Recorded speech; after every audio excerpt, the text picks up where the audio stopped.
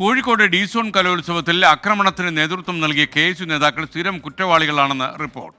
വധശ്രമവും ഭവനഭേദനം ഉൾപ്പെടെ 18 കേസുകൾ KSU ജില്ലാ പ്രസിഡന്റ് ഗോകുൽ ഗുരുവായൂരിന്റെ പേരിലുണ്ട്.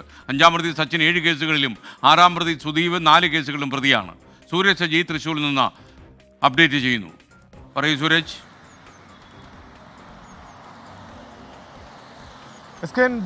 ഡി-സോൺ കലോത്സവവുമായി ബന്ധപ്പെട്ടുകൊണ്ട് നടന്ന സംഘർഷത്തിൽ പ്രതികളായ KSU നേതാക്കളുടെ വിവരങ്ങളാണ് ഇപ്പോൾ പുറത്തു വന്നുകൊണ്ടിരിക്കുന്നത്. ഇവർക്ക് കൃത്യമായ ക്രിമിനൽ പശ്ചാത്തലമുണ്ട് എന്നുള്ളതാണ് പോലീസ് വിശദീകരിക്കുന്നത്. ഈ കേസിലെ 1-ാം പ്രതിയായ ഗോകുൽ ഗുരുവായൂർ KSUവിൻ്റെ ജില്ലാ പ്രസിഡന്റാണ്. 18 കേസുകളിൽ ഗോകുൽ ഗുരുവായൂർ പ്രതിയാണ് എന്നുള്ളതാണ് പറയുന്നത്. ഗുരുവായൂർ പോലീസ് സ്റ്റേഷൻ പരിധിയിൽ ഭവനഭേദന കേസിലും ഗോകുൽ ഗുരുവായൂർ പ്രതിയാണ്.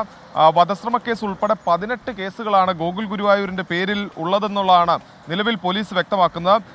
ഡി-സോൺ കലോത്സവത്തിലെ ആക്രമണം ഉൾപ്പെടെ 5 വധശ്രമ കേസുകളാണ് ഗോകുൽ ഗുരുവായൂരിൻ്റെ പേരിൽ വിവിധ സ്റ്റേഷനുകളിൽ രജിസ്റ്റർ ചെയ്തിരിക്കുന്നത്. 5-ാം പ്രതിയായ സച്ചിൻ്റെ പേരിൽ വിവിധ സ്റ്റേഷനുകളിൽ 7 കേസുകളുണ്ട്.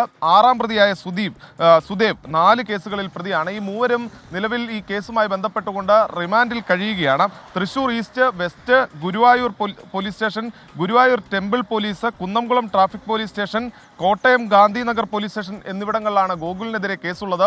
അതേസമയം SFIക്കെതിരെയും നടപടി പോലീസ് ശക്തമാക്കിയിട്ടുണ്ട്. 10 SFI പ്രവർത്തകർക്കെതിരെ ഇന്നലെ പോലീസ് FIR രജിസ്റ്റർ ചെയ്യുകയും ചെയ്തിട്ടുണ്ട്.